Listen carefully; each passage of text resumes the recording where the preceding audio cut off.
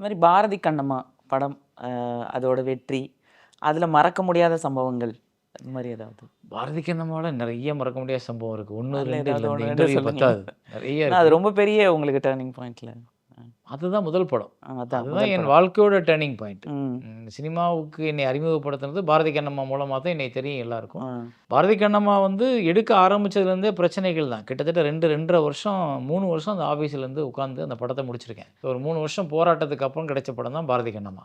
பாரதி கண்ணம்மாவோட மறக்க முடியாத அனுபவங்கள் நிறைய இருக்குது. என்னை நான் வந்து அந்த படம் இப்போ கூட இன்னும் சமூகம் நிறைய பேர் சரியாக புரிஞ்சுக்கிறல. நான் என்ன சொல்ல வந்தேன்ற விஷயத்தை புரிஞ்சுக்கிறல.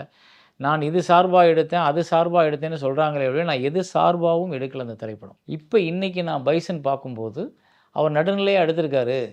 படத்தில் 2 பக்கம் உள்ள பிரச்சனையை பேசியிருக்காரு.